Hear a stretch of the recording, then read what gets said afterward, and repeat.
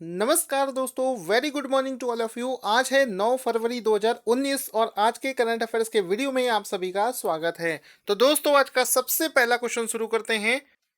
देखो, बड़े ध्यान से समझना। क्वेश्चन कह रहा है कि हाल ही में किस देश ने नाटो में शामिल होने की घोषणा की है। तो इसका देखो राइट आंसर क्या हो जाएगा। नाटो में शामिल होने की जो घोषणा करी है वो करी है मैसिडोनिया शहर ने, मैसिडोनिया देश ने। तो यहाँ पर इस क्वेश्चन का आंसर क्या हो जाएगा, मैसिडोनिया। फिर से समझ लेना। हाल ही में किस देश ने नाटो में शामिल होने की घोषणा करी है। तो मैसेडोनिया नाम का एक देश है जिसने कि नाटो में शामिल होने की घोषणा की है। अब ये क्वेश्चन तो आपको समझ में आ गया, आंसर आपको समझ में आ गया। क्वेश्चन के अंदर क्या क्वेश्चन बन सकता है, वो ये बन सकता है कि ये नाटो क्या होता है। नाटो का फुल फॉर्म पूछा जाता है। नाटो बना कैसे, नाटो होता क्या है, ये आपको पता होना चाहिए। तो देखो वही चीज समझते हैं। यहाँ पर सबसे पहले तो आप वो वाला फोटो देख लो जिसमें दोनों ये जो नाटो में मैसेडोनिया देश सम्मिलित हुआ था, उस दौरान ये वाली देखिए आप, ऑफिशियल जो मीटिंग हुई थी उसका फोटो है। ठीक है। जो ये नाटो में मैसेडोनिया शामिल हुआ है, तो इस बार तो ये कौन से नंबर का देश बना है जो कि नाटो में शामिल हुआ है। वो बना है 30वां, यानी कि नाटो में शामिल होने वाला 30वां मेंबर बना है मैसेडोनिया। ठीक है, तो दूसरा क्वेश्चन हो गया। अब समझते हैं कि नाटो क्या है। नाटो के बारे में आपको बताते हैं। तो सबसे पहले जान लो कि नाटो का फुल फॉर्म क्या होता है। इसका फुल फॉर्म होता है नॉर्थ एटलांटिक ट्रीटी ऑर्गेनाइजेशन। नाम फिर से समझना, नॉर्थ एटलांटिक ट्रीटी ऑर्गेनाइजेशन इसका फुल फॉर्म होता है। अब ये बना कैसे, ये चीज़ें आपको दिखा लेते हैं। यहाँ पर क्या हुआ कि ये जो वर्ल्ड का मैप आपको दिख रहा होगा, ये जो नॉर्थ अमेरिका वाले देश हैं और कुछ यूरोपियन कंट्रीज। तो नॉर्थ अमेरिकन बहुत सारे देश और जो यूरोपियन कंट्रीज हैं, उनमें से कुछ देशों ने मिलकर एक ऑर्गेनाइजेशन बनाया जिसका नाम है नाटो।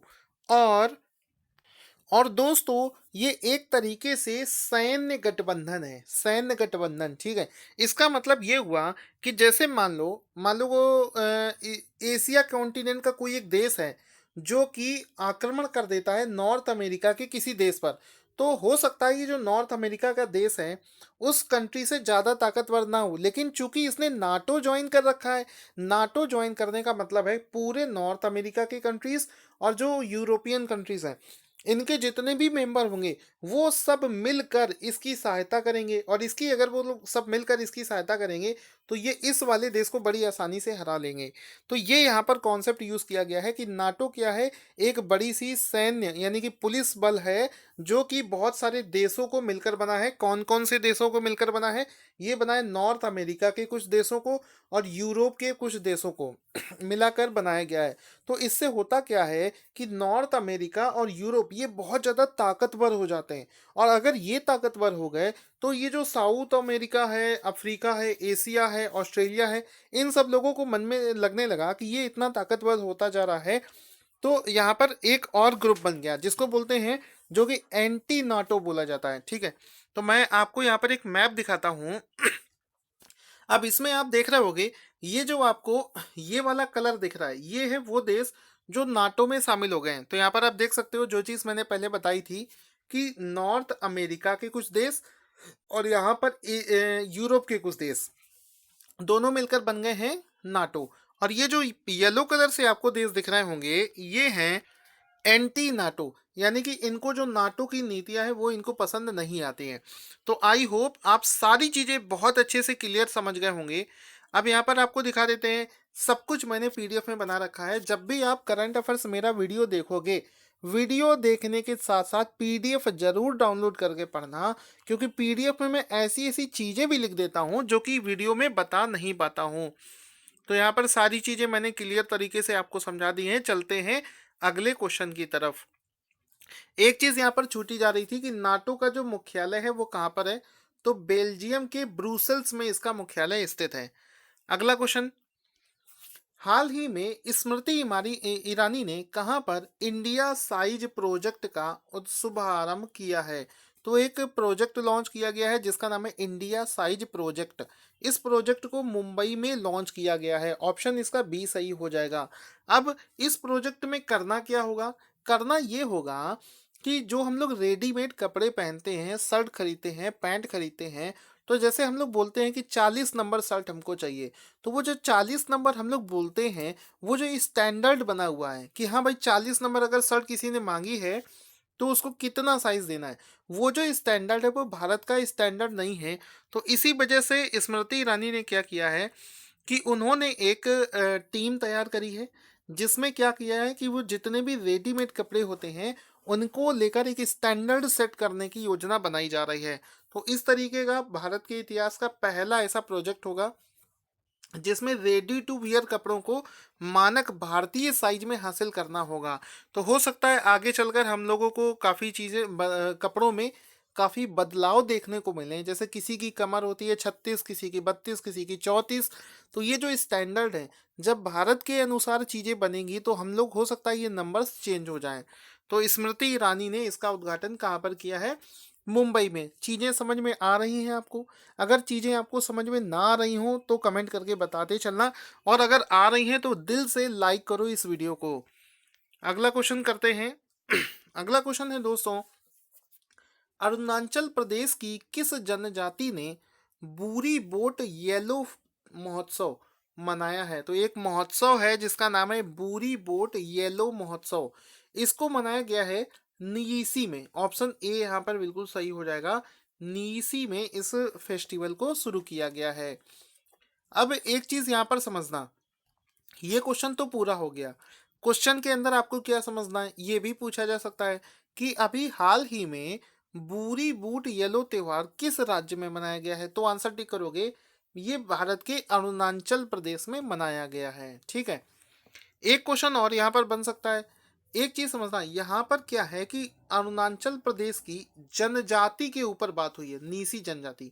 तो जाहिर सी बात है कि अगर इसने जनजाति पर बात की है, यानी कि अब आपको जल्दी से अपने कोचिंग के नोट्स निकालकर जनजाति वाला जो टॉपिक है उसको अच्छे से पढ़ डालो, क्योंकि ये रिसेंट में न्यूज में आ गया है तो इससे क्वेश्चन बनेंगे ही। तो वो काम मैंने आपके लिए कर दिया है। यहाँ पर मैंने आपको दिखा देते हैं। सबसे पहले तो नीसी जनजाति के लोग दिखा देते हैं।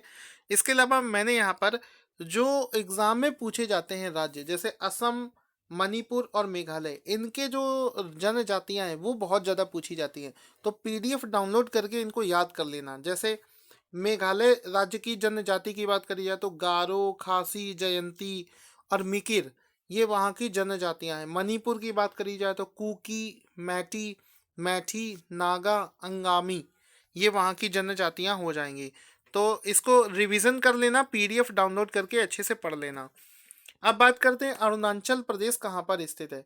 अगर आपसे पूछा जाए कि बिना देखे बताओ तो क्या आप बता सकते हो? जब तक आपको चीज़ें इस तरीके से नहीं याद होंगी तो यहाँ पर देखो लाल कलर से ये जो आपको दिख रहा है ये है अरुणाचल प्रदेश।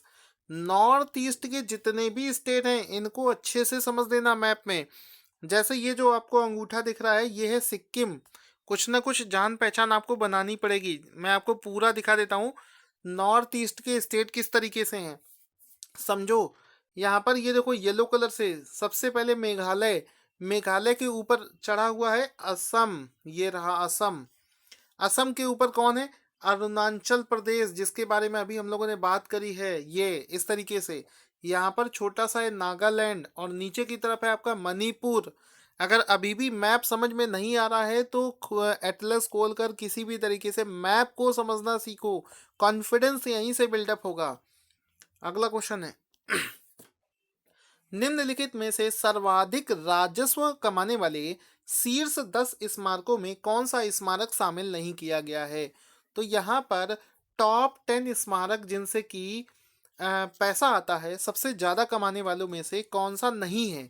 तो वो है स्टैच्यू ऑफ यूनिटी। अरे भाई, स्टैच्यू ऑफ यूनिटी अभी तो इसका उद्घाटन हुआ है, अभी बनकर तैयार हुआ है, राजस्व कर रहा है, अच्छा कर रहा है, लेकिन इतना नहीं कर रहा है कि टॉप 10 में शामिल हो जाए।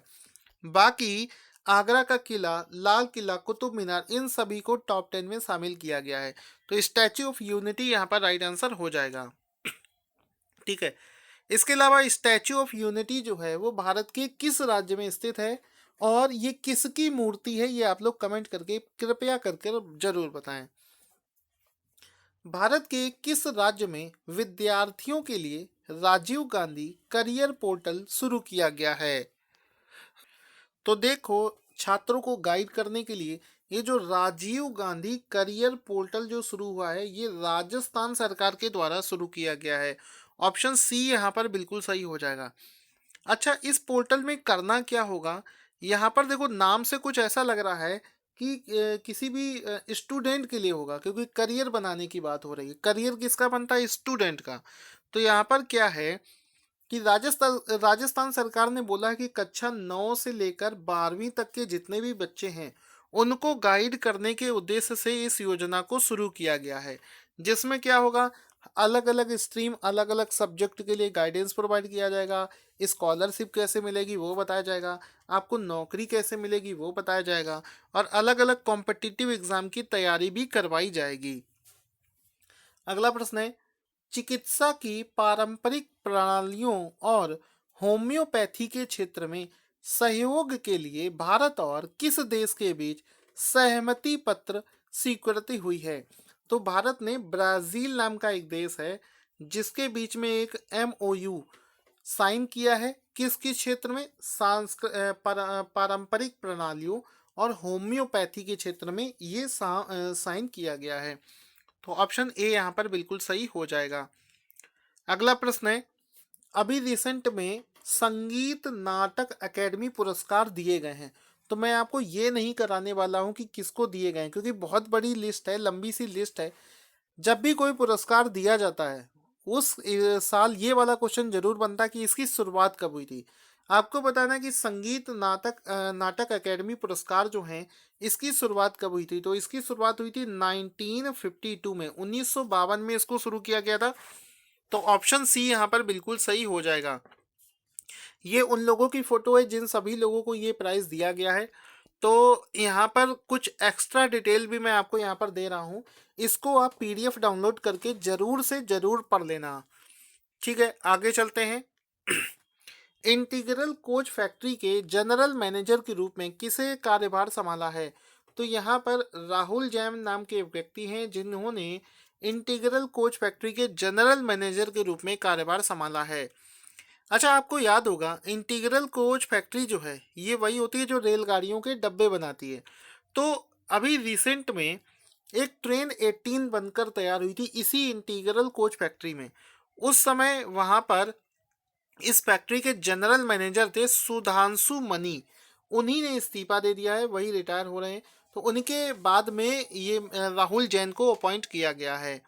तो ट्रेन 18 के बारे में तो सभी लोग जानते होंगे, इन्होंने इनके अंडर गाइडेंस ही बनी है, जो कि बाद में इसका नाम चेंज कर दिया गया था, जिसका नाम वंदे भारत एक्सप्रेस रख दिया गया था। अगला क्वेश्चन है, हाल ही में विश्व बैंक का प्रमुख किसे बनाया गया है? तो डेविड मालपास नाम के व्यक्ति हैं जिनको विश्व बैंक का प्रमुख बनाया गया है। यहाँ पर आप इनका फोटो भी देख सकते हैं, डेविड मालपास जिनको विश्व बैंक का प्रमुख नियुक्त किया गया है। अब इनका नाम कैसे याद रखोगे? देखो, नाम ऐसे याद रखोगे, चूंकि ये विश्व का बैंक है यानी कि सबसे बड़ा बैंक है, तो इसके पास होगा माल। देखो, इसके पास, पास यहाँ लिखा है, क्या होगा? माल। माल मतलब पैसा। जिसके पास खूब सारा पैसा हो, खूब सारा माल हो, वही बनेगा विश्व बैंक का चेयरमैन। तो यहाँ पर डेविड मालपास इस तरीके से आप याद रख सकते हैं।